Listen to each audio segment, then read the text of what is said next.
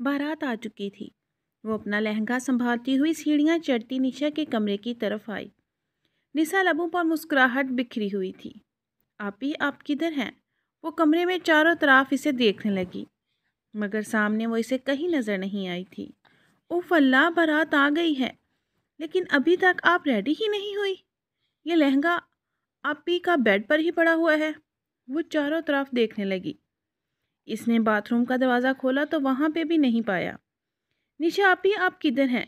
इसने जाके changing room का दरवाज़ा खोला तो वहाँ भी निशा को मौजूद नहीं पाया। अब तो इसके चेहरे पर हवाइयाँ उड़ने लगी। इसने सारे कमरों में इसे देख लिया था, मगर इसे निशा कहीं भी नज़र नहीं आ रही थी। अब तो इसके चेहरे पे हवाइयाँ उड़ने लगी थीं। पूरे घर में इसने तलाश कर लिया, मगर इसे निशा कहीं भी नहीं मिली। इतने में फौजिया बेगम कमरे में दाखिल हुई। कहने लगी, क्या हो गया है? अभी तक निशा को लेकर तुम बाहर क्यों नहीं आई? मौलवी साहब इंतज़ार कर रहे हैं। बाहर निकाह के लिए, वो संजीदगी से बोली। इसकी बात सुन के वो आंखों में आंसू लिए कहने लगी, मामा, निशा आपी कहीं भी नहीं है। निशा की बात सुनकर वो कहने लगी, क्या मतलब है? पागल हो गई हो क्या? कैसी बेवकूफ़ों वाली बातें कर रही हो? पूरे कमरे में इसे तलाश करने लगी।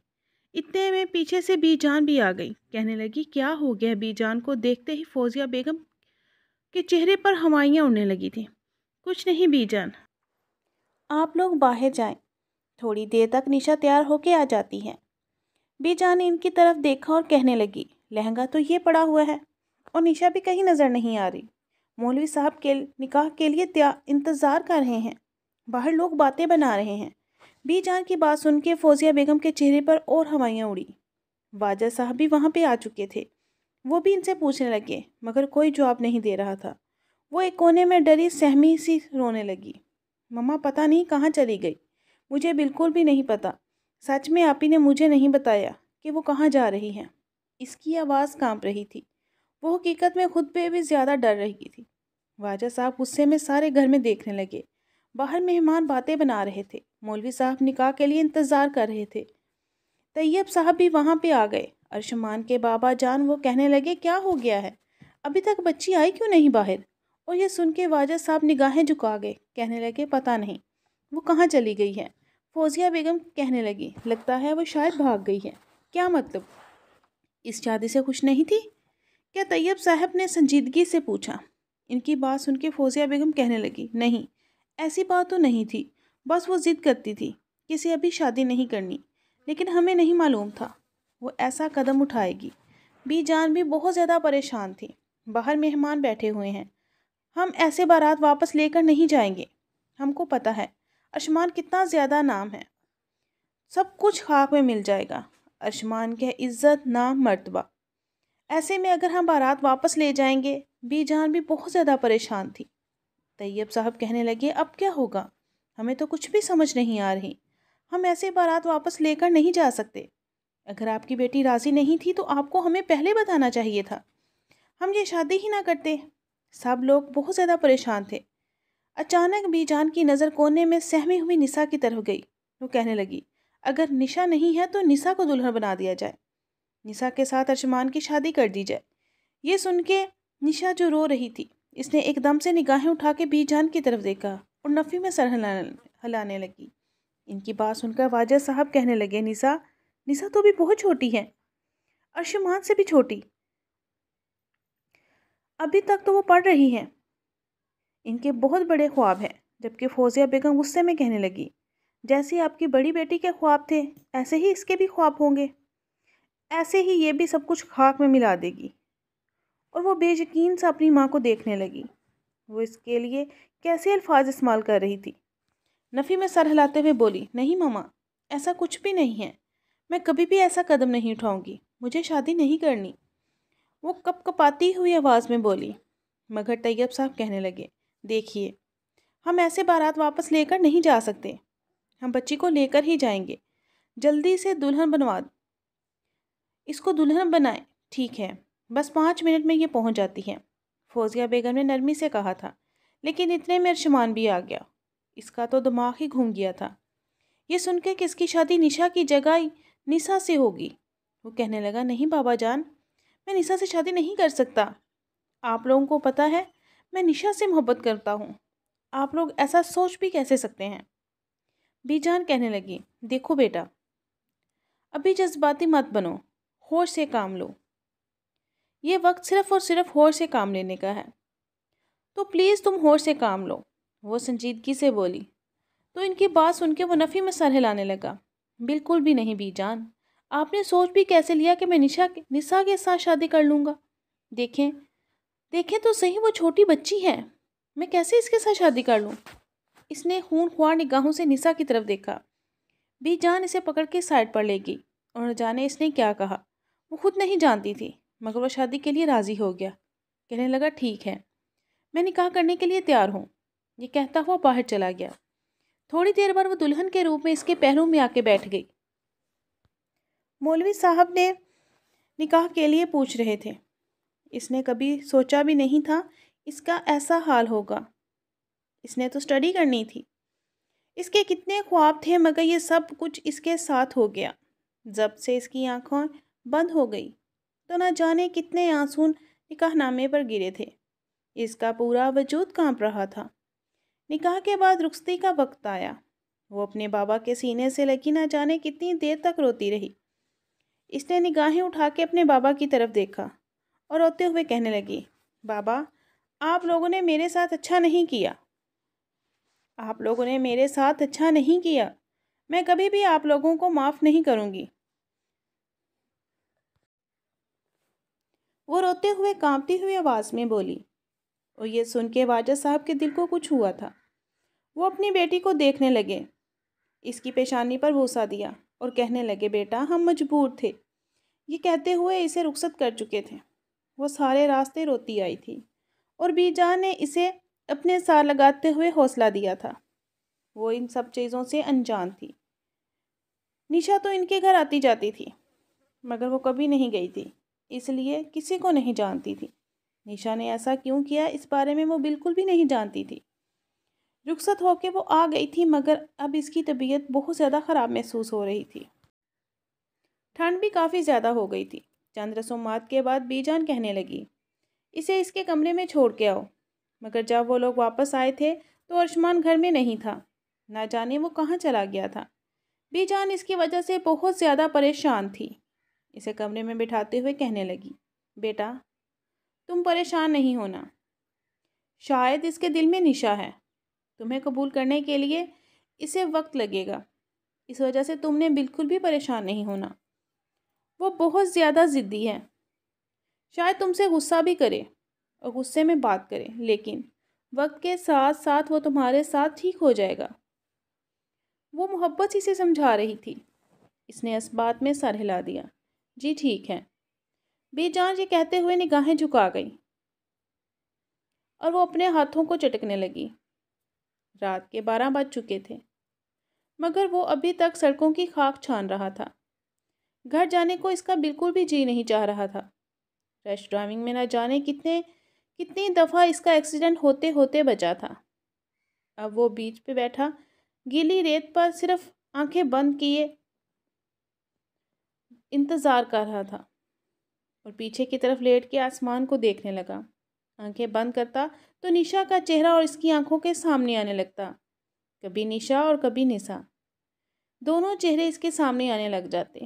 وہ لڑکی جو اس کی دلہن بنی اس کے کمرے میں بیٹھی اس کا انتظار کر رہی تھی۔ وہ کمرے میں نہیں جانا چاہتا تھا، وہ واپس گھر بھی نہیں جانا چاہتا تھا۔ وہاں سے اٹھا اور واپس گاڑی میں بیٹھا، فل سپیڈ میں گاڑی کو چلا رہا تھا۔ اچانک سامنے سے آتے ہوئے ٹرک کو دیکھ کر اس نے گاڑی سائڈ پہ کی اور بریک لگائی۔ اس کا ایکسیڈنٹ ہوتے ہوتے بچا تھا۔ اس کی دھڑکنیں بہت تیز ہو گئیں۔ اس نے موت کو بہت قریب سے دیکھا۔ گاڑی کو روکتے ہوئے اس نے اپنا سر اسٹیئرنگ پر ٹکا دیا، آنکھیں بند کی تو بی جان کا چہرہ اس کے آنکھوں کے سامنے آنے لگا۔ کیا کرے اب اسے کہیں سکون نہیں ملے گا سوائے بی جان کے، تو اس نے بی جان کے پاس جانا ہی مناسب سمجھا۔ یہ سوچتے ہوئے اس نے گاڑی واپس گھر کی طرف موڑ دی۔ اتنی رات کو وہ گھر جانا نہیں چاہتا تھا، نہ ہی اسے گھر میں آج سکون میسر تھا۔ اس کا سکون تو شاید کہیں کھو گیا تھا، لیکن اس سب کے باوجود وہ گھر آ گیا۔ مرے ہوئے قدموں کے ساتھ وہ جیسے ہی گھر میں داخل ہوا تو لاؤنج میں بالکل خاموشی چھائی ہوئی تھی۔ ارد گرد دیکھا، سامنے کوئی بھی نہیں تھا۔ وہ چپ چاپ بی جان کے کمرے کی طرف چلا گیا۔ دیکھا تو وہ صوفے پر بیٹھی تسبیح پڑھ رہی تھی۔ وہ آتے ہی ان کے پاس صوفے پر بیٹھا، ان کی گود میں اپنا سر رکھتے ہوئے آنکھیں بند کر لیں۔ بی جان نے جھک کے اس کی پیشانی پر بوسہ دیا۔ مجھے لگا تھا کہ تم آج گھر واپس نہیں آؤ گے۔ پھر کہاں جاتا بی جان؟ مجھے سکون نہیں مل رہا۔ وہ آنکھیں بند کرتا ہوا بولا۔ بی جان دھیرے دھیرے اس کے بالوں میں ہاتھ پھیرنے لگی۔ تمہاری بیوی تمہارے کمرے میں انتظار کر رہی ہے، اس کے پاس نہیں جاؤ گے؟ بی جان کیسے جاؤں؟ میں نے کبھی اس لڑکی کو اپنے ساتھ سوچا بھی نہیں تھا۔ میں نے جسے اپنی زندگی گزارنے کے اپنے ساتھ سوچا تھا وہ تو میرے ساتھ ہی نہیں۔ تو بی جان کیسے میں اس لڑکی کو اپنی زندگی میں قبول کر لوں؟ وہ نرمی سے بولا تھا۔ بی جان نے اس کے ہاتھ کو پکڑ کر اپنے لبوں سے لگا لیا۔ نہیں میرا بچہ، ایسا نہیں کہتے، شاید تمہارا نصیب اسی کے ساتھ لکھا ہوگا۔ دیکھو، میں بہت مجبور تھی، ہم ایسے بارات واپس لے کر نہیں آ سکتے تھے۔ بی جان، اگر ایک بہن ایسا کر سکتی ہے تو دوسری بھی تو کر سکتی ہے نا، میں کیسے اس پہ یقین کر لوں؟ بی جان محبت اسے سمجھا رہی تھی، مگر وہ جانتا تھا وہ اتنی آسانی سے کبھی بھی اس لڑکی کو قبول نہیں کر پائے گا۔ وہ وہاں سے اٹھا۔ ٹھیک ہے بی جان، میں کمرے میں جا رہا ہوں۔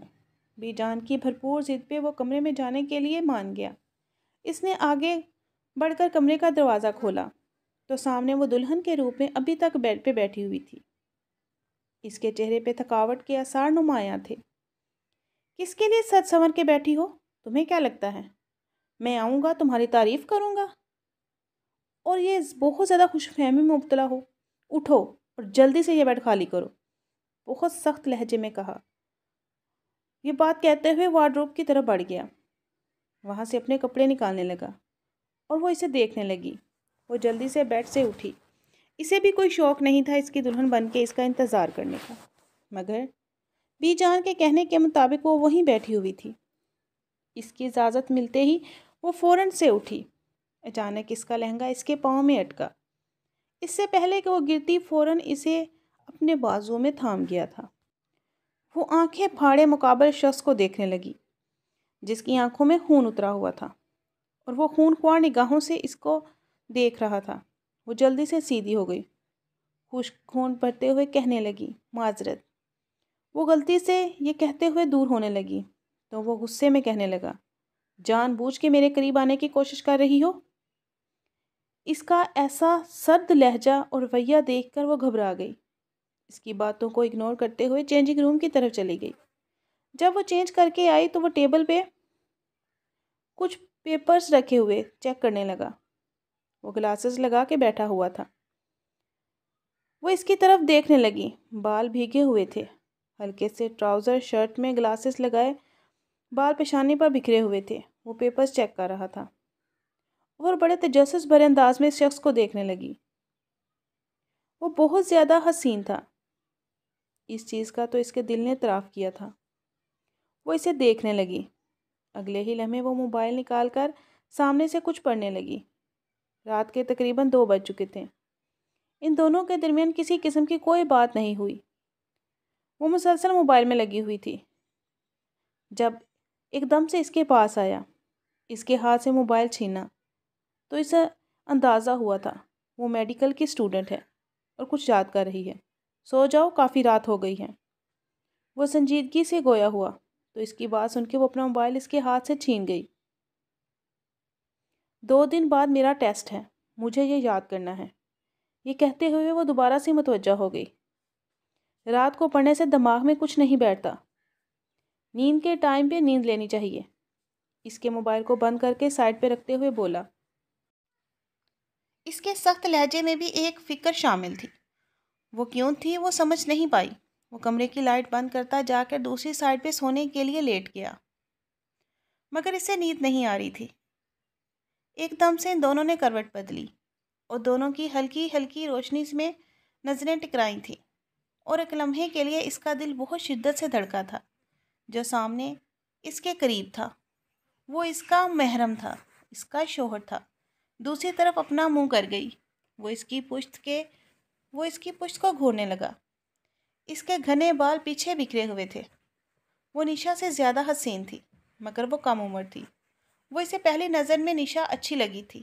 وہ نشا سے محبت نہیں کرتا تھا، مگر اس کا مائنڈ سیٹ تھا کہ اس کی شادی ہوگی تو نشا کے ساتھ ہوگی۔ نشا نے اسے دھتکار دیا تھا۔ نشا اسے چھوڑ کر چلی گئی تھی۔ اسے اس چیز کی سمجھ نہیں آ رہی تھی۔ اس نے آخر ایسا کیوں کیا؟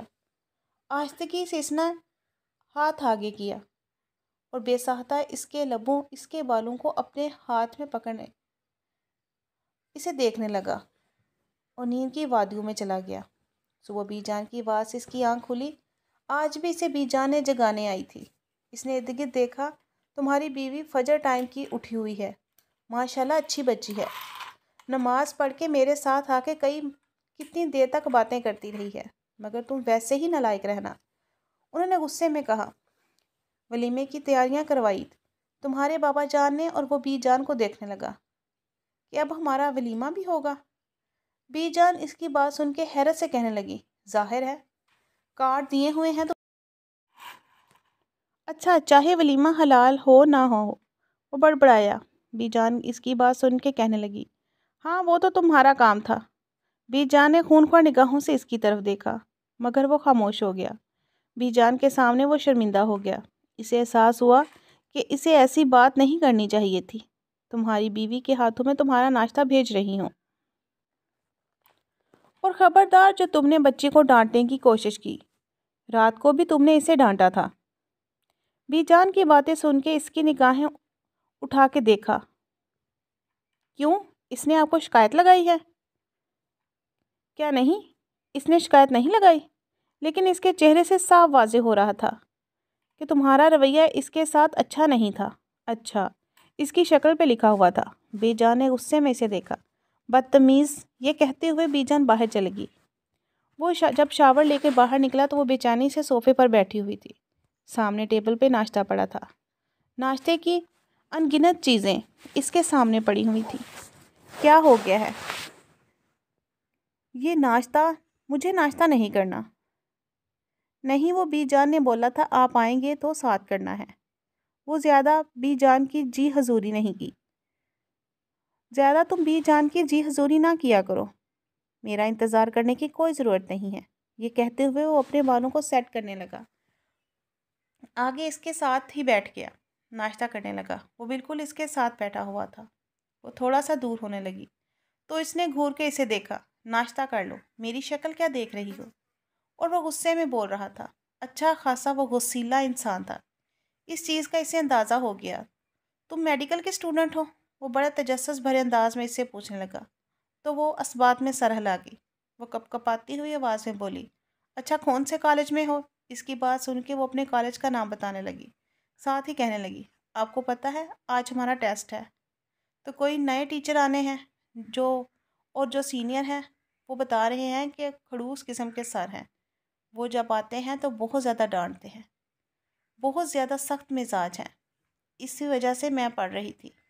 وہ رات والے اسے اپنے پڑھنے کی وجہ بتانے لگی، لیکن رات کو اتنی دیر تک پڑھنا اچھا نہیں ہوتا۔ اب کی بار وہ نرمی سے سمجھانے لگا۔ اس کے لہجے میں اچھی خاصی نرمی آ گئی تھی۔ ناشتہ کرنے کے ساتھ ساتھ وہ اس کے ساتھ کافی باتیں کر چکا تھا۔ وہ یہ بھول چکا تھا کہ وہ زبردستی کس کی بیوی ہے۔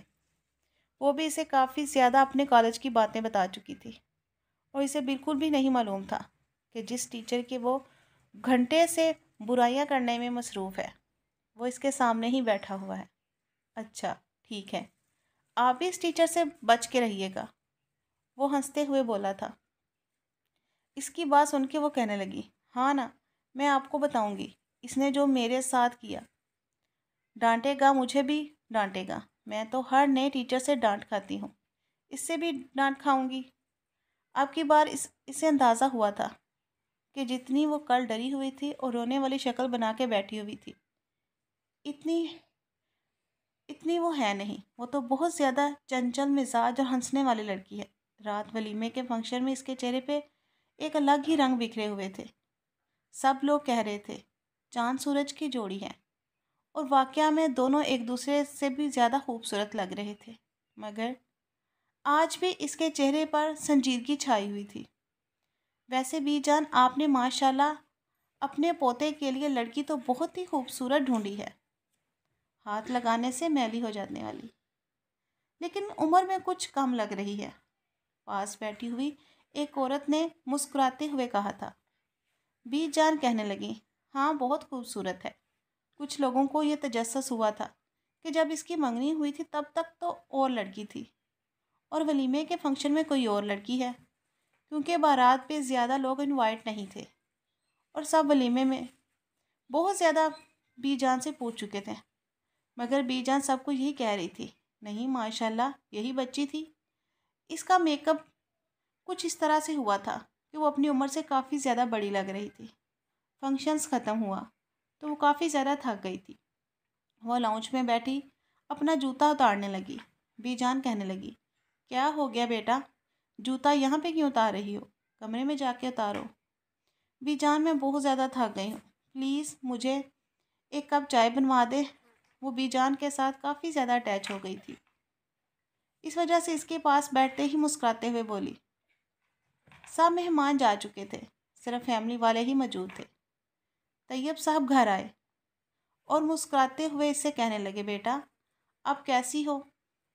انہوں نے محبت سے پوچھا، انکل میں بالکل ٹھیک ہوں، یہ تو دیکھیں اتنی اچھی ہوں، فٹ فاٹ۔ اب کے بار مسکراتے ہوئے بولی تھی، شاید صبح تھوڑی سی نرمی اس شخص نے برتی تھی، اس کے بعد وہ نارمل ہو گئی تھی، مگر اس کے چہرے پر بھی ابھی بھی ویسے ہی سنجیدگی چھائی ہوئی تھی۔ بی جان کے ساتھ ہی طیب صاحب بھی بیٹھ گئے، وہ تینوں آپس میں باتیں کرنے لگے۔ اتنے میں ملازمہ چائے دے گئی، وہ ابھی تک ویسے ہی دلہن بنی اس کے پاس بیٹھی ہوئی تھی، چائے پی رہے تھے، ساتھ ساتھ ان کے ساتھ باتیں کرنے لگی۔ جب تھکا ہارا سا گھر میں داخل ہوا اور بے ساختہ اس کی نگاہیں لاؤنج کی طرف گئی۔ وہ لاؤنج میں آیا تو اپنی بیوی کو اپنے بابا اور بی جان کے درمیان میں بیٹھا یوں ہنستے باتیں کرتے ہوئے دیکھا تو اس کی پیشانی پر بال نمودار ہوئے۔ واہ بھئی، چائے کا ٹائم چل رہا ہے، مجھے بھی بلا لیتے۔ آپ اپنے دوستوں کے ساتھ مصروف تھے جناب، اسی وجہ سے ہم نے سوچا ہم اپنی بہو کے ساتھ بیٹھ کے چائے پی لیتے ہیں۔ وہ مسکراتے ہوئے بولے تو وہ بھی آ کے بیٹھ گیا اور ان کے ساتھ گپیں لگانے لگا، مگر ارشمان کو دیکھتے ہی وہ بالکل خاموش ہو گئی تھی، شاید ان کے چہرے پر سنجیدگی چھا گئی تھی۔ بی جان کہنے لگی، بیٹا کیا ہو گیا؟ تھوڑی دیر پہلے تو تم بہت زیادہ باتیں کر رہی تھی، ارشمان تم اسے بولنے سے ڈانٹتے ہو کیا؟ اس کی بات سن کے وہ کہنے لگا، بی جان بھلا میں نے کیوں ڈانٹا اسے؟ ایک دن میں بھلا تھوڑی روب جھاڑ سکتا ہوں، ابھی اس سے ایک ہفتہ میرے ساتھ رہ کر پتہ چلے گا کہ میں کیا چیز ہوں۔ سامنے جو ملازمہ بھی چائے کا کپ رکھ کے گئی تھی اسے اٹھا کے لبوں سے لگاتا ہوا بولا۔ بی جان نے اسے گھورا اور اسے ڈرانے کی بھرپور کوشش کرنے لگی، اور وہ نہ جانے کیوں اسے آج تجسس ہو رہا تھا کہ وہ مزید کچھ بولے، مگر بی جان اور طیب صاحب کے درمیان بیٹھی وہ مزید کچھ نہ بولی۔ اچھا بی جان اب میں کمرے میں جاتی ہوں۔ وہ اپنا بھاری بھرکم میکسی سنبھالتی ہوئی ایک سیڑھی چڑھتی ہوئی روم میں آ گئی۔ کمرے میں آتے ہی اس نے ہاتھ میں پکڑے ہوئے ہیل کو سائڈ پر پھینکا اور صوفے پر گرنے والے انداز میں بیٹھ گئی۔ اسے دوپٹے کی پن اتارنے لگی۔ اتنے میں کمرے کا دروازہ کھلا اور وہ بھی کمرے میں داخل ہو گیا۔ بابا جان اور بی جان کے ساتھ وہ بڑی باتیں کر رہی تھی، اب وہی لہجے میں سنجیدگی اور سر درد رویہ۔ تو ظاہر ہے میں اچھے لوگوں کے ساتھ ہنس ہنس کے باتیں کرتی ہوں، اور میرا جو دل کرتا ہے میں وہی کرتی ہوں، جو دل دکھاتے اس کے ساتھ باتیں کرتی ہوں۔ میں نے آپ کا کون سا دل دکھایا ہے؟ تو میں نے کب کہا ہے کہ آپ نے میرا دل دکھایا ہے؟ میں آپ کے ساتھ تو ویسے ہی بات نہیں کرنا چاہتی۔ اپنی جیولری کو اب وہ اتار رہی تھی۔ اچھا ایسی بات ہے؟ وہ اسپات میں سر ہلانے لگی۔ اپنا کوٹ اتار کے اس نے سائڈ پہ کیا، اب اپنی شرٹ کے بٹن کھولتا ہوا اسے بھی اتار کے پھینک چکا تھا۔ آپ کو شرم نہیں آتی ایسے میرے سامنے کپڑے اتارتے ہوئے؟ کپڑے نہیں اتارے، صرف شرٹ اتاری ہے۔ وہ اسے گھور کے دیکھتے ہوئے بولا۔ اس کی بات سن کے وہ کہنے لگی، مجھے مسئلہ ہوتا ہے ایسے میں۔ اچھا مجھے کوئی مسئلہ نہیں ہوگا، آپ بے شک میرے سامنے چینج کر لیں۔ اس کی بات سن کے نشا کا چہرہ بالکل لال سرخ ہو گیا تھا۔ وہ آگے مزید کچھ بول نہیں پائی۔ آئینے کے سامنے جا کر کھڑی اپنے بالوں کو کھولنے لگی۔ اس کے بعد چینج کر کے وہ شاور لینے چلی گئی۔ شاور لے کر آئی تو ٹھنڈ سے وہ کانپ رہی تھی۔ ہیٹر بھی آن نہیں کیا تھا۔ مکمل طور پر کمرہ ٹھنڈا تھا۔ آپ ہیٹر آن کر دیں، وہ اس کی طرف دیکھتے ہوئے بولی، جو بیڈ پر بیٹھا کچھ پیپرز وغیرہ چیک کر رہا تھا۔ میڈم، یہ آپ کا بھی کمرہ ہے، آپ خود بھی آن کر سکتی ہیں۔ اب ظاہر ہے میں کل آئی ہوں، مجھے خاک پتہ ہوگا کہاں سے آن ہونا ہے۔ زبان تو آپ کی بہت چلتی ہے، ایسے ہی ڈھونڈ بھی لیں۔ وہ دوبارہ سے اپنے کام میں متوجہ ہو گیا۔ وہ مزید اسے جواب دینا گوارا نہ کرتے ہوئے ارد گرد دیکھنے لگی۔ آخر اسے بٹن ملا۔ آن کرتے اچانک اس کا ہاتھ بہت زور سے جلا۔ اس کی سسکی نکلی تو اس نے نگاہیں اٹھا کے دیکھا۔ اپنی گلاسز اتار کر سائڈ پہ رکھتا ہوا اس کے پاس آیا۔ کیا ہوا، لاؤ دکھاؤ۔ مجھے اس کے ہاتھ کو دیکھنے لگا جو سائڈ سے جلا تھا۔ اب وہ منہ بناتے ہوئے اسے دیکھ رہی تھی۔ تمہیں ایک ہیٹر بھی نہیں چلانا آتا؟ اب مجھے کیا پتا تھا یہ کیسے جلتا ہے؟ چل گیا نا، مجھے اندازہ نہیں ہوا۔ وہ منہ بناتے ہوئے بولی۔ تکلیف کی وجہ سے اس کی آنکھوں میں نمی تہنے لگی۔ جلن ہو رہی ہے کیا؟ وہ نرمی سے گویا ہوا تو اس بات میں سر ہلانے لگی۔ اگلے لمحے اس کی انگلی کو اپنے لبوں سے لگا گیا۔ وہ حیرت سے اسے دیکھنے لگی۔ وہ خود نہیں جانتا تھا اس نے ایسا کیوں کیا۔ وہ شاید بے ساہتی میں کر گیا، مگر جب اس نے اپنی غلطی کا احساس ہوا تو فوراً اسے دور کیا۔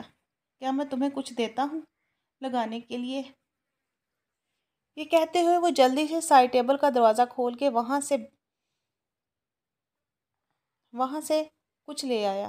وہ اسے نظریں بھی نہیں ملا پا رہا تھا۔ وہ ابھی تک اپنی انگلی پہ اس کا لمس محسوس کر رہی تھی۔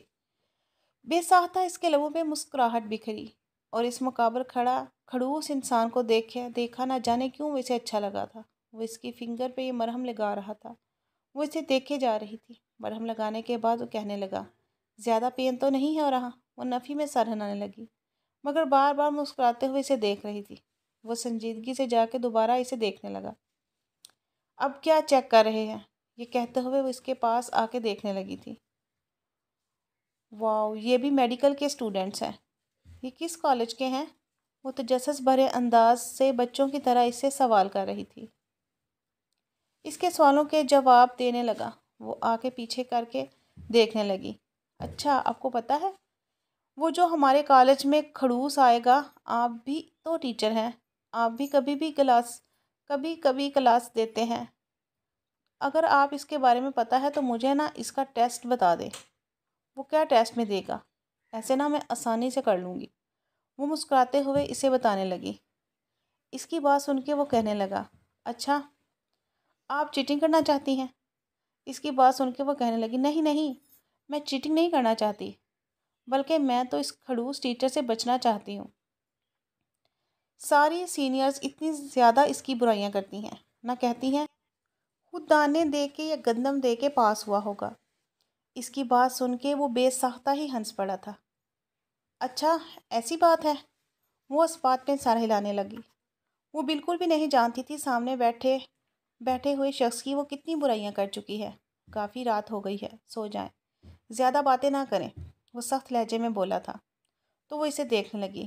کھڑوس، وہ زیر لب بڑبڑائی، میں سن سکتا ہوں اچھا خاصا، اور مجھے اندازہ ہے کہ آپ یہ اسٹوڈنٹس والی حرکتیں میرے ساتھ نہ کریں۔ وہ سو جائیں۔ آپ کے سخت لہجے پہ وہ منہ بناتے ہوئے اسے دیکھنے لگی اور جا کے دوسری طرف سو گئی، مگر اس سے نیند نہیں آئی ہوئی تھی۔ کمرے کی لائٹ بھی جل رہی تھی اور اسے تجسس بھی ہو رہا تھا، وہ شخص کیا کر رہا ہے۔ وہ لیٹے لیٹے ایک پیپر اٹھا کے اسے دیکھنے لگی، آگے پیچھے کرنے لگی۔ وہ اس کے ہاتھ سے کھینچ چکا تھا۔ نہیں دیکھنا، سو جاؤ۔ وہ بچوں کی طرح اسے ٹریٹ کر رہا تھا، کیونکہ وہ اس کے سامنے چھوٹی بچی ہی تو لگ رہی تھی۔ وہ تکیے پہ سر رکھتے ہوئے اپنی آنکھیں بند کر گئی اور سارے پیپرز چیک کرنے کے بعد سائڈ پہ رکھتا اس نے انگڑائی لی، پھر لیپ ٹاپ اٹھاتا ہاسپٹل سے آئی ہوئی ساری ای میلز دیکھ رہا تھا اور اپنا ہاسپٹل چلا رہا تھا، اور ساتھ ساتھ وہ مختلف کالجز میں کلاسز بھی دیتا تھا۔ سارے کام ختم کرنے کے بعد اس نے لیمپ آف کیا اور ہلکی ہلکی لائٹ آن کر دی जैसे ही सोने के लिए लेटा तो बेसाख्ता इसकी निगाहें साथ लेटी हुई इस लड़की की तरफ गई थीं। वो हाथ बढ़ा के इसके गाल को छू गया। न जाने क्यों वो भूल चुका था कि इसने कभी निशा से मोहब्बत की थी या इसे पसंद किया था। एक ही दिन में ये लड़की इसे अपनी तरफ माइल करने लगी, मगर अगले लम्हे अपने हाथ को पीछे करता हुआ वो दूसरी तरफ करवट ले गया, क्योंकि इसके दिमाग को अब के बार ये ख्याल आ चुका था कि जिसकी एक बहन ऐसा कर सकती है तो वो भी ऐसा कदम उठा सकती है। ये बात इसे संजीदा करने पर मजबूर कर रही थी। आज कितने दिनों बाद वो कॉलेज आई थी। महनाज कहने लगी, तुम्हारी बहन की शादी कैसी रही? इसकी बात सुन के वो ज़बरदस्ती चेहरे पर मुस्कुराहट सजाकर कहने लगी, हाँ बहुत अच्छी थी। वो दोनों आपस में बातें करती हुई क्लास की तरफ जा रही थी। यार जल्दी चलना, महनाज लेट हो जाएंगे। इसकी बात सुन के वो कहने लगी, चल तो रही हूँ। क्लास में आते आते इस दोनों को काफ़ी लेट हो चुकी थी। जैसे ही वो क्लास के दरवाजे तक पहुँची तो सामने खड़े हुए शख्स को देखकर वो पलकने झपकना भूल गई थी। वो होंकों की तरह इसे देख रही थी। ये तो वही टीचर है, महनाज ने इसके कान में सरगोशी करते हुए कहा। वो अंदर जाने की इजाज़त मांगने लगी। अर्शमान ने सीने पे दोनों बाजू बांधते हुए कहा, तुम दोनों मैडमें कहाँ से आ रही हो? आपको पता है क्लासेस का टाइम? कौन सा टाइम है? इसके बावजूद आप 5 मिनट क्लास में लेट हैं, सख्त लहजे में बोला। और वो इसका ये रवैया देख रही थी। घर से तो ज़्यादा यहाँ पे सख्ती दिखा रहा था। मैंने आपसे क्या सवाल किया है? अब की बार वो गुस्से में बोला तो वो सहम गई। वो हम लोग आ ही रहे थे। वो घबराते हुए बोली, चले जाएं, जाके अपनी सीट पे बैठें। इसकी बात सुन के वो असबात में सर हिलाती हुई जाके सीट पर बैठ गई। इसके चेहरे पर हवाइयाँ उड़ने लगी थी। साथ बैठी हुई लड़की कहने लगी, यार ये सर कितना हैंडसम है। जितना हमने सीनियर से सुना था इससे ज़्यादा तो ये हैंडसम है। और ये सुन के तो वो मज़ीद इसके चेहरे पर हवाइयाँ उड़ने लगी थी। हैरत से देखने लगी तो जिस सर के सामने वो इसकी बुराइयां कर रही थी ये वही था। अब की बार इसे एहसास हुआ था। वो जो मेडिकल के पेपर चेक कर रहा था तो क्या वो सीनियर्स के थे? अपने कॉलेज का इनके पेपर्स पे नाम भी देखा तो इसके बावजूद भी कुछ समझ ना पाई। वो फ़ौरन से अपनी नज़र नीचे कर गई। वो बार बार लेक्चर देते हुए जब इसे देखता तो वो घबरा जाती, खुश्क घोंट बनने लग जाती। वो एक एक के नोट्स चेक कर रहा था और जब इसके पास पहुंचा तो कहने लगा, आपने अपने नोट्स नहीं बनाए, चलिए उठे दिखाएं मुझे। मैं पहले भी आया था यहाँ और ये मैंने नोट्स बनाने के लिए दिए थे। वो घबरा गई। वो सर मैं नहीं आई थी। वो डरते हुए बोली, जी आप क्यों नहीं आई? मेडिकल की स्टूडेंट होते हुए छुट्टियाँ करना अलाउ नहीं है। वो दोबारा से संजीदगी से गोया हुआ। अब वो जानबूझकर इसके मज़े ले रहा था। वो घबरा गई। वो सर कुछ प्रॉब्लम थी, इस वजह से नहीं आ सकी। वो घबराते हुए इर्द गिर्द को देखने लगी। पास बैठी महनाज कहने लगी, सर इसके सिस्टर की शादी थी, इस वजह से। अच्छा आपकी सिस्टर की शादी थी, कैसी रही? वो बड़े तजस्सुस भरे अंदाज में पूछ रहा था। सारी लड़कियां हैरत से इसके सर की तरफ देखने लगी, जिसके चेहरे पे इस कदर गुस्सा छाया हुआ था। इसके बावजूद वो इतना पर्सनल सवाल इससे पूछ रहा था। जी सर अच्छी। वो बहुत मुश्किल ये अल्फाज अदा कर पाई।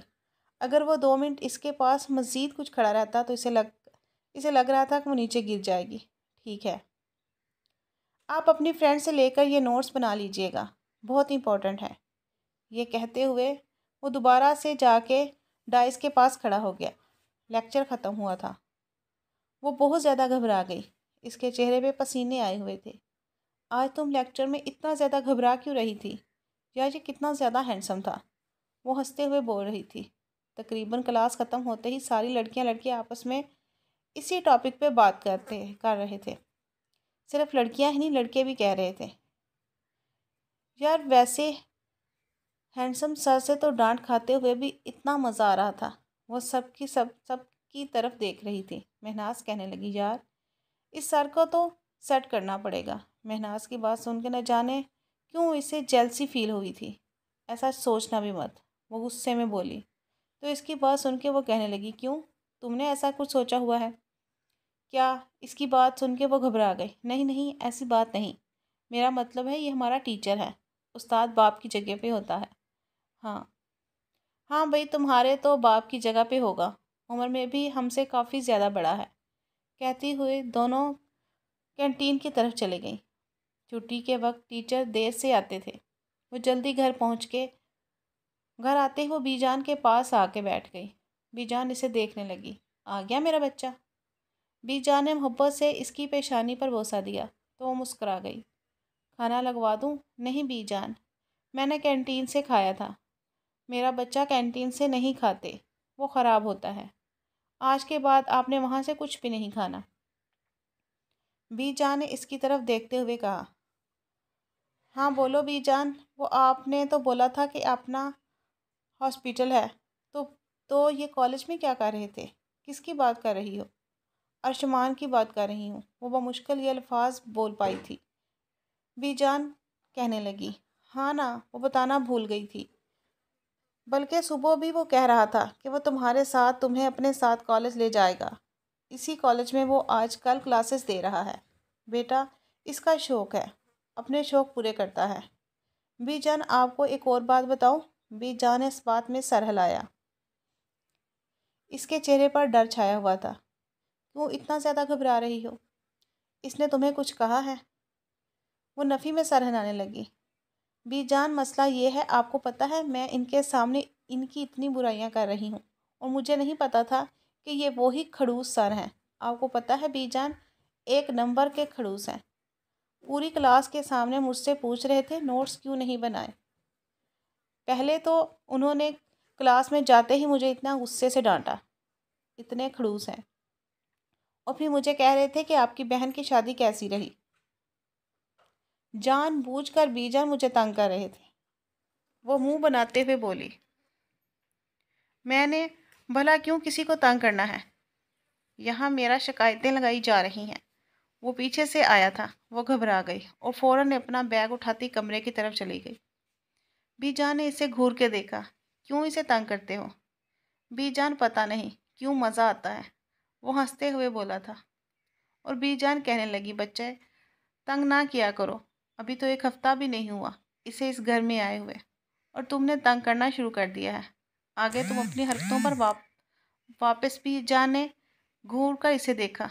بی جان کی بات سن کے وہ دھیرے سے مسکرا دیا تھا۔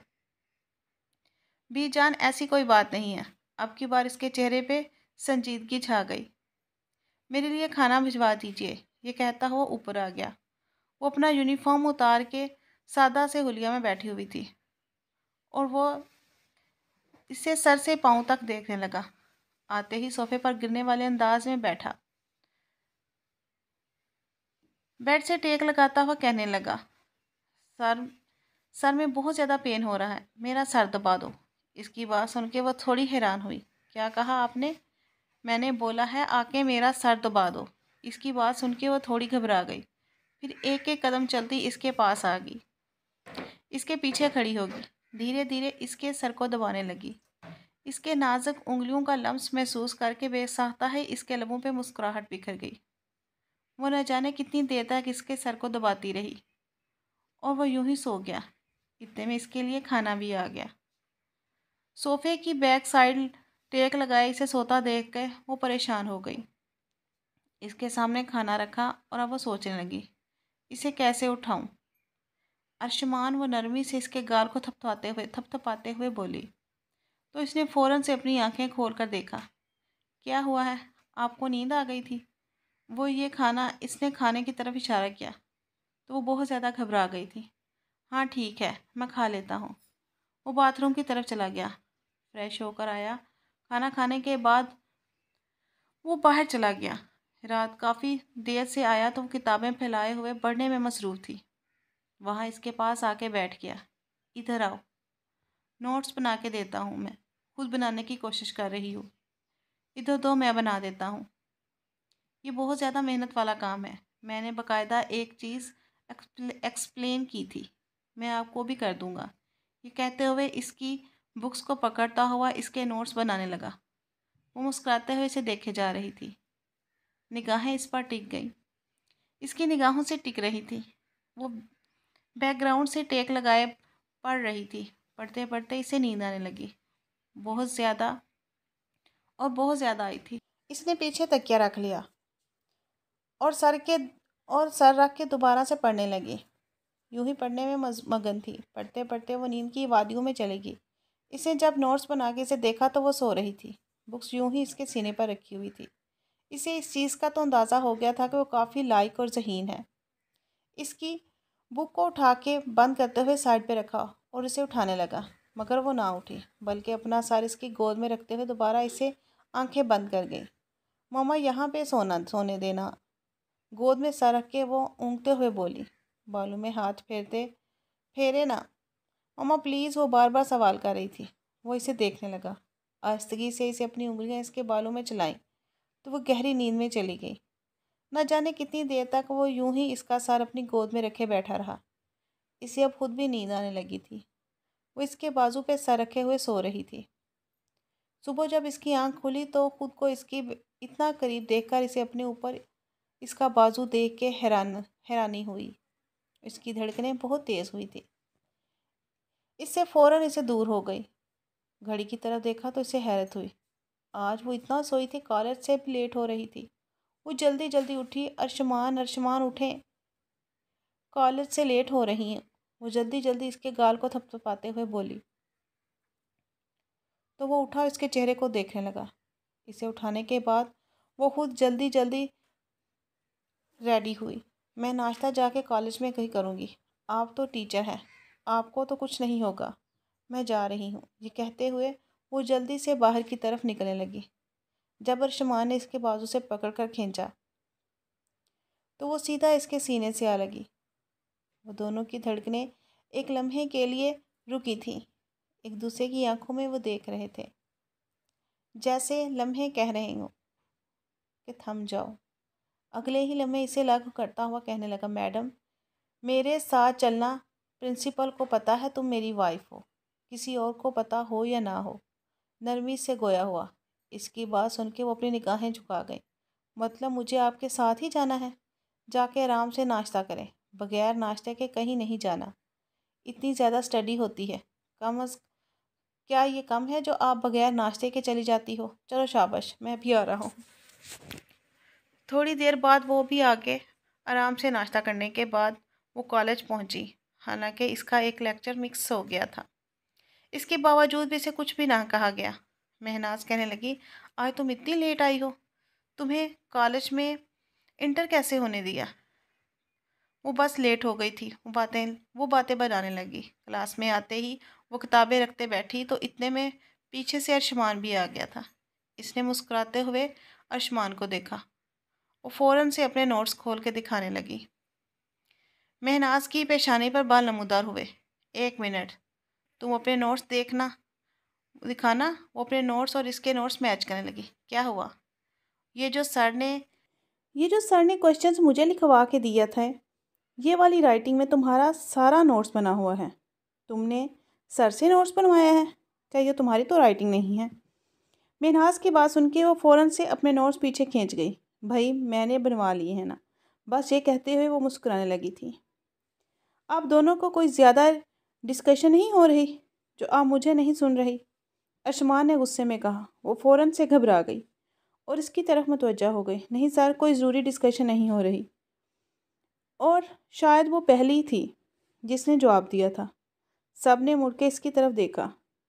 کتنے کانفیڈنس سے وہ سر کے سامنے بول گئی تھی، حالانکہ سر نے منع کیا تھا کہ مجھے وہ لوگ بہت برے لگتے ہیں جو میرے سامنے بولتے ہیں۔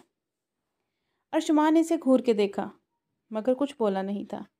لیکچر کے دوران وہ بالکل لال سرخ ہو جاتی تھی اور ارشمان کو سمجھ بھی نہیں آ رہی تھی کہ وہ اتنی لال سرخ کیوں ہو جاتی ہیں، حالانکہ ان دونوں کے درمیان ایسا کچھ تھا ہی نہیں۔ اس کے باوجود بھی اس کے چہرے پر چھائی ہوئی معصومیت دیکھتا تھا۔ نہ جانے کیوں اس کا دل اب دھڑکنے لگا۔ اس کے بعد وقت گزرنے لگا۔ وہ دونوں مل کے کالج آتے تھے۔ نہ جانے کتنا وقت اس کے ساتھ گزارتی، وہ بھول چکا تھا۔ اس کی زندگی میں کوئی اور تھا بھی کہ نہیں، مگر اس کے لیے نسا اہم تھی۔ نسا کے لیے وہ ہر وقت تیار رہتا تھا۔ وہ اس وقت بالکونی میں کھڑی کچھ یاد کرنے میں مگن تھی۔ یاد کرتی ہوئی ایک طرف جاتی تو کبھی دوسری طرف۔ کل اس کا بہت ضروری ٹیسٹ تھا جو کہ اسی کھڑوس سر کو دینا تھا۔ کھڑوس سر سے اتنا زیادہ نہ ڈرو، ایسے رٹے لگا رہی ہو۔ میں بندے نہیں کھاتا۔ اس کی بات سن کر اس نے ہنستے ہوئے دیکھا۔ آپ کے ٹیسٹ چیک ہو گئے ہیں؟ مجھے میرے مارکس بتائیں نا۔ وہ جلدی سے اس کے پاس آ کے بولی۔ بالکل بھی نہیں، کل کلاس میں بتاؤں گا۔ تیاری میں نے آپ کو کروائی ہے تو مارکس بھی اچھے آئیں گے نا۔ اتنا بتاؤں گا پوری کلاس سے اچھے لیے ہیں، یہ نہیں بتاؤں گا کتنے ہیں۔ اس کی یہ بات سن کے اس کی آنکھیں پھیلی۔ سچ میں میرے سب سے اچھے ہیں؟ میں ایک گولڈ میڈل تو لوں گی جب تک ڈاکٹر بن جاؤں گی۔ ایک نہیں 2-3 لے لینا۔ وہ ہنستے ہوئے بولا تھا۔ میں ڈاکٹر بن جاؤں گی نا، وہ مسکراتے ہوئے بولی۔ تو اس کی بات سن کے وہ سر اس بات میں ہلا گیا۔ آپ کو پتہ ہے مجھے کتنا زیادہ شوق تھا، ویسے کتنا اچھا ہوگا ہم دونوں میاں بیوی ڈاکٹر ہوں گے۔ اس کی بات سن کے وہ اس بات میں سر ہلا گیا۔ وہ ہنستے ہوئے اسے نہ جانے کیا کچھ بتائی جا رہی تھی۔ آپ کو پتہ ہے مجھے لگتا تھا میں کبھی بھی ڈاکٹر نہیں بن پاؤں گی۔ اتنی مشکل سے 3-4 سال لگا کے میں نے ایم ڈی کیٹ پاس کیا، یہاں تک پہنچی۔ آپ تو مزے ہو جائیں گے۔ آپ تو مجھے روزانہ پڑھاتے ہیں، میں ڈاکٹر بن جاؤں گی، میرا خواب پورا ہو جائے گا۔ مجھے لگتا تھا کہ آپ کے ساتھ شادی کر کے میرا خواب چکنا چور ہو جائے گا، لیکن میرے خواب کو تو 4 چاند لگ گئے۔ وہ ہنستے ہوئے بول رہی تھی۔ وہ ایک ایک قدم چلتا اس کے قریب آ گیا۔ وہ بولے جا رہی تھی اور وہ اسے دیکھے جا رہا تھا، اس کی باتیں سن رہا تھا۔ واہ کیا خواب ہے آپ کا؟ وہ بے ساختہ اس کے ہاتھ کو پکڑ کے بولا۔ وہ حیران ہوئی، ڈرتے ہوئے اسے دیکھنے لگی۔ میرا اور تو کوئی خواب نہیں۔ وہ نفی میں سر ہلانے لگی۔ کیا میری زندگی میں گزارنے کا خواب نہیں؟ کیا میرے ساتھ زندگی گزارنے کا خواب نہیں ہے؟ اس کی بات سن کے وہ حیرت سے مقابل کو دیکھنے لگی۔ نساء کے چہرے پر پسینے آنے لگا، گھبرا گئی۔ اب کے بار وہ ہنستا تھا۔ چلیں جلدی یاد کر لیں، میں نے ابھی ٹیسٹ لینا ہے، اس کا پھر سونا نہیں۔ ابھی نہیں، آپ کو میں کل اچھا ٹیسٹ دوں گی، پکا، اور مارکس بھی گھٹنے نہیں دوں گی، سب کچھ میں رٹ کے جاؤں گی۔ ابھی بالکل بھی ٹیسٹ نہیں دینا۔ وہ منہ بناتے ہوئے بولی۔ چلیں ٹھیک ہے۔ وہ جا کے سونے کے لیے لیٹ گیا۔ وہ نہیں جانتا تھا کہ رات کو وہ کتنی دیر تک پڑھتی رہی، مگر اگلے دن اس کا ٹیسٹ کافی اچھا تھا۔ وہ اپنی دوست کے ساتھ باتوں میں مصروف تھی اور اسی کے ساتھ باہر آ رہی تھی جب حمزہ اس کے سامنے آیا۔ حمزہ کو دیکھتے ہوئے کہنے لگی، آج کا ٹیسٹ تمہارا بہت برا تھا، سر کتنا تمہیں ڈانٹ رہے تھے۔ اس کی بات سن کے حمزہ کہنے لگا، جب بندہ ناچیز تمہارے خیالوں میں گم ہوگا تو ٹیسٹ کیسے یاد ہوگا؟ اس کی بات سن کے وہ ہنس پڑی۔ کیا مطلب ہے تمہارا؟ اگلے لمحے وہ گھٹنوں کے بل اس کے سامنے بیٹھتا ہوں مسکراتے ہوئے کہنے لگا، میں تم سے بہت زیادہ محبت کرتا ہوں، بہت ٹوٹ کے چاہتا ہوں، میں تم سے شادی کرنا چاہتا ہوں۔ اس کے سامنے گلاب کا پھول کرتے ہوئے بولا۔ ارد گرد کئی لوگوں کی نگاہوں کا مرکز وہ لوگ بن چکے تھے۔ نساء کے سامنے دیکھا تو خون خوار نگاہوں سے وہ نساء کی طرف دیکھ رہا تھا۔ نساء گھبرا کے خشک ہونٹ پھیرتی ہوئی سامنے کھڑے ارشمان کو دیکھنے لگی۔ وہ جلدی سے وہاں سے بھاگتے ہوئے کلاس کی طرف چلی گئی اور حمزہ کو وہ غصے میں کہہ چکی تھی، خبردار جو میرے ساتھ دوبارہ سے ایسی بکواس کرنے کی کوشش کی۔ مگر ارشمان کی نگاہوں سے اب تک اسے خوف محسوس ہو رہا تھا۔ اسے ایک اسٹوڈنٹ نے بولا، سر ارشمان صاحب تمہیں آفس میں بلا رہے ہیں۔ وہ ڈرتے ہوئے آفس میں آئی تو ارشمان نے ایک دم سے اس کے بازو سے پکڑ کر کھینچا۔ وہ سیدھا اس کے سینے سے آ لگی تھی۔ وہ آفس کو لاک لگا چکا تھا۔ یہ آپ کیا کر رہے ہیں؟ وہ ڈرتے ہوئے بولی۔ پکڑ کے اسے صوفے پر پھینکا۔ وہ کون تھا اور کیا لگتا تھا؟ کیوں اس نے آپ کو پرپوز کیا ہے؟ اس کی آنکھوں میں بے ساختہ آنسو بہنے لگے۔ آپ مجھ پر شک کر رہے ہیں کیا ارشمان؟ وہ گھبراتے ہوئے بولی۔ اس کی بات سن کے وہ نفی میں سر ہلانے لگا۔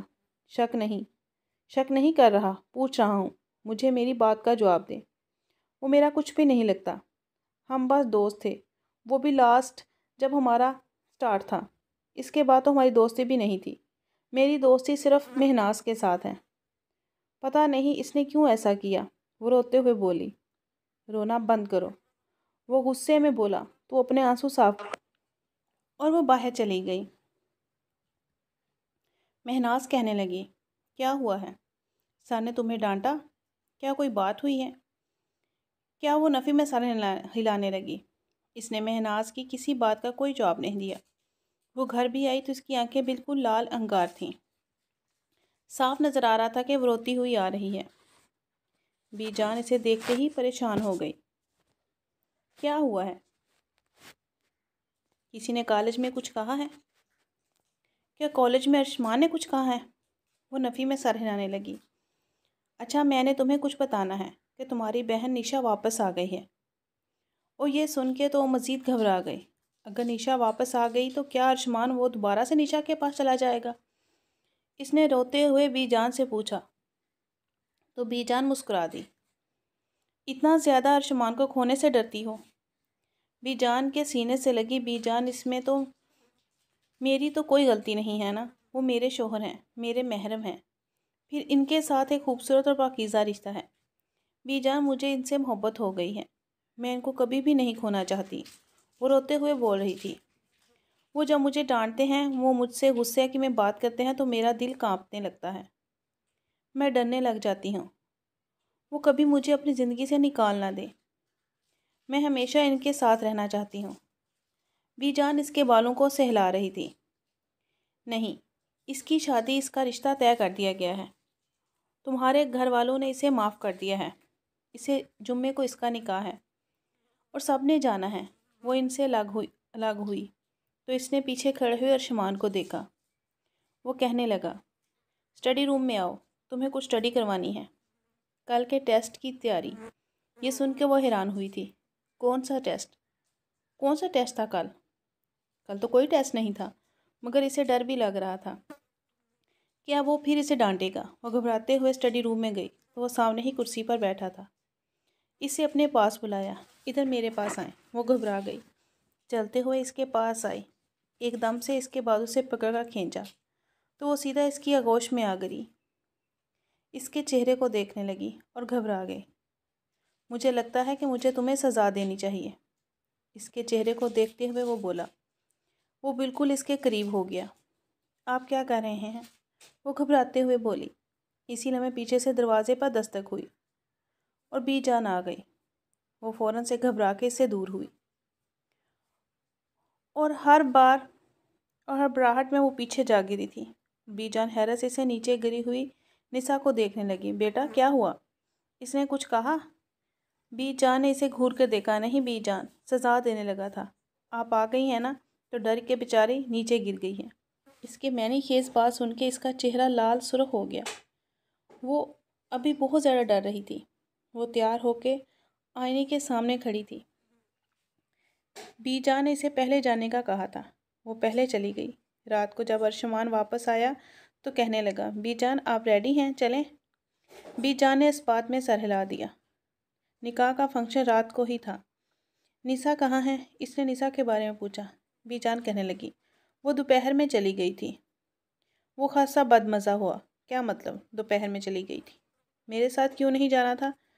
اس کی ماما لینے آئی تھی تو اس نے اس وجہ سے بھیج دیا۔ اس نے سر اس بات میں ہلایا۔ وہ جب پہنچا تو وہ اسٹیج میں اپنی بہن کے پاس بیٹھی تھی، مگر آج پہلی دفعہ نشا کو دیکھ کے نہ اس کا دل دھڑکا اور نہ اسے کچھ محسوس ہوا۔ اس کی نگاہیں تو صرف نسا کی طرف تھیں۔ سفید رنگ کی میکسی میں اس نے کندھے پر سرخ رنگ کا دوپٹہ رکھا ہوا تھا۔ وہ بہت خوبصورت لگ رہی تھی۔ بالوں کا جوڑا بنایا ہوا تھا۔ وہ بہت خوبصورت لگ رہی تھی۔ اوپر فریش گلاب کے پھول لگے ہوئے تھے۔ گہری ڈارک ریڈ لپسٹک میں وہ اور بھی زیادہ حسین لگ رہی تھی۔ وہ پیچھے ہی بیٹھ گیا۔ وہ اس کے پاس آ گئی۔ آپ آ گئے ہیں؟ وہ نرمی سے گویا ہوئی۔ اس کی بات سن کے وہ ایک دم سے اس کے بازو سے پکڑ کے کھینچا۔ وہ سیدھا اس کے اوپر آ گری۔ ارد گرد کے سب لوگ ان کی طرف متوجہ تھے اور کچھ رشتہ داروں کی نگاہوں کا وہ مرکز بن گئی۔ کیا کر رہے ہیں؟ سب لوگ دیکھ رہے ہیں، وہ گھبراتے ہوئے بولی۔ میرے بغیر کیوں آئی تھی؟ وہ ضدی انداز میں بولا۔ تب تک نہیں چھوڑوں گا جب تک نہیں بتاؤ گی۔ بابا لینے آئے تھے اور نسا نے ان کی طرف دیکھا۔ بے ساختہ اس کے لبوں سے مسکراہٹ بکھر گئی اور وہ اس سے الگ ہوئی۔ وہ دونوں اسٹیج پر آئے تھے۔ نکاح کی رسم کے بعد سادگی سے رخصتی ہوئی تھی، جبکہ ان کا کل ولیمہ تھا۔ ولیمے کے فنکشن کے لیے وہ ادھر ہی رہ گئی۔ ارشمان نے بہت زیادہ کہا کہ واپس آ جاؤ، مگر اگلے دن ارشمان کو ولیمے کے فنکشن میں بھی بہت مصروف نظر آئی اور ارشمان کو اس کا یوں اگنور کرنا بہت برا لگ رہا تھا۔ 2 دن بعد واپس گھر آئی تو ان دونوں میں ارشمان نے بہت زیادہ مس کیا۔ اسے اندازہ ہو گیا تھا وہ اس کے لیے کتنی زیادہ اہم ہو چکی ہے اور وہ اسے کتنی زیادہ محبت کرتا ہے۔ اس کے پاس واپس آئی تو ابھی تک وہ صوفے پہ بیٹھی ہوئی تھی۔ تم نے سونے کے لیے کب آنا ہے؟ وہ کتابوں میں سر دیے بیٹھی ہوئی تھی۔ ارشمان نے کروٹ بدل کے اس کی طرف دیکھتے ہوئے پوچھا۔ آپ سو جائیں، مجھے ابھی نیند نہیں آئی ہوئی۔ میں نے سونا ہے، مجھے بہت زیادہ نیند آئی ہے، پلیز آ جاؤ نا۔ وہ نرمی سے پکارنے لگا۔ وہ حیران تھی۔ ایک قدم چلتی آ کے بیڈ پر لیٹی تو اس کے بازو سے پکڑ کر اس کا سر اپنے بازو پہ رکھ دیا اور دھیرے دھیرے اس کے بالوں میں انگلیاں چلانے لگا۔ مجھے عادت ہو گئی، یعنی کہ جیسے تمہیں اپنی مما کی گود میں سر رکھ کے سونے کی عادت تھی اور ہارا تم میری گود میں سر رکھ کے سوتی تھی۔ مسکراتے ہوئے سونے کے بعد کی ایسی حرکتیں بتا رہا تھا اور وہ شرم سے لال ہوئے جا رہے تھے۔ بالکل اپنا سر اس کے سینے پہ چھپا گئی۔ آپ کو پتہ ہے میں آپ سے بہت زیادہ محبت کرتا ہوں، اس کے کان میں سرگوشانہ انداز میں بولا۔ وہ کہنے لگی، میں آپ سے زیادہ آپ سے محبت کرتی ہوں۔ پہلے میں نے آپ سے محبت کی، اس کے بعد آپ نے مجھ سے محبت کی۔ مجھے تو شادی کی پہلی رات ہی آپ سے بہت زیادہ محبت ہو گئی تھی اور ساتھ ہی آپ مجھے اتنے خوبصورت اور اتنے حسین لگے۔ وہ اتنی آہستہ آواز میں سے بتا رہی تھی کہ وہ مشکل اس کے لفظ کو سمجھ پا رہا تھا۔ اسے مکمل طور پر اپنے حصار میں لے گیا۔ زندگی بہت خوبصورت ہو گئی تھی اور وہ اس کے ساتھ زندگی انجوائے کرنے لگی تھی۔ اس کی زندگی میں پہلے اسٹڈی کے سوا کچھ بھی نہیں تھا، مگر اب وہ جتنی اسے اسٹڈی کرواتا تھا وہ اتنی ہی اس کے ساتھ باقی زندگی بھی انجوائے کر رہی تھی۔ اسے پہلی دفعہ احساس ہوا کہ زندگی میں ہونے والے حادثات بہت ہی اچھے ہوتے ہیں۔ کچھ حادثات زندگی ہی بدل دیتے ہیں۔